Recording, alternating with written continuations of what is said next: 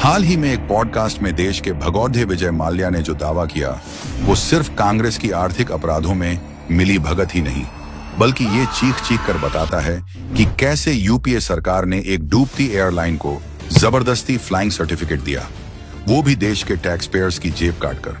आपको बता दें कि किंगफिशर एयरलाइंस की शुरुआत 2005 में हुई थी। 3 साल बाद फाइनेंशियल क्राइसिस के कारण जब उसकी कंपनी घाटे में चली गई थी, तब आरोपों के अनुसार माल्या की एयरलाइंस को बचाने के लिए कांग्रेस की यूपीए सरकार ने बैंकों से पैसे लेकर उसे देने का मन बनाया। पॉडकास्ट में माल्या ने दावा किया कि मैंने प्रणब मुखर्जी से कहा कि मुझे एयरक्राफ्ट की संख्या घटानी पड़ेगी और कर्मचारियों की छंटनी करनी पड़ेगी। मैं ऐसी बुरी आर्थिक परिस्थिति में फ्लाइट ऑपरेशन का जोखिम नहीं उठा सकता। माल्या ने आगे कहा कि यूपीए सरकार ने उसकी अपील को खारिज कर दिया और आश्वासन दिया कि बैंक मदद करेंगे। मतलब देश के बैंकों को लूट का मैदान बना दिया गया, सिर्फ इसलिए कि एक हाई प्रोफाइल कारोबारी की ब्रांड इमेज बची रहे। कॉर्पोरेट सोशलिज्म का सबसे घिनौना चेहरा था वो, मुनाफा तुम्हारा, घाटा जनता का। कांग्रेस ने किन बैंकों के पैसे लेकर माल्या को समर्थन देने का वादा किया था, इस पर जांच होनी बाकी है। लेकिन आपको बता दें कि माल्या पर 17 सरकारी बैंकों के करीब 9,000 करोड़ रुपए की धोखाधड़ी करने का आरोप है।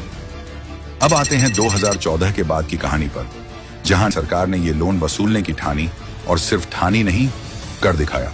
माल्या को विलफुल डिफॉल्टर घोषित किया गया। इंटरपोल से रेड कॉर्नर नोटिस जारी हुआ। विदेश से प्रत्यर्पण की प्रक्रिया तेज हुई। 13,100 करोड़ की संपत्ति जब्त की गई, जो माल्या के कुल लोन से भी ज्यादा थी। यानी कि अब तक 9,000 करोड़ से ज्यादा की रिकवरी हो चुकी है। यानी जिसने लुटवाया उसका नाम है कांग्रेस। क्या कांग्रेस का यही असली चेहरा है, वो पार्टी जो विजय माल्या जैसे भगोड़ों को संरक्षण देती रही? लेकिन आखिर क्यों?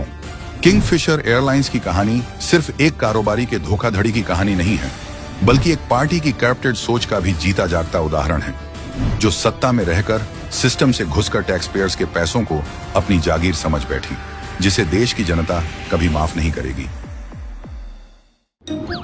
Mark yourself safe from Mahathagabandhan. Pledge now.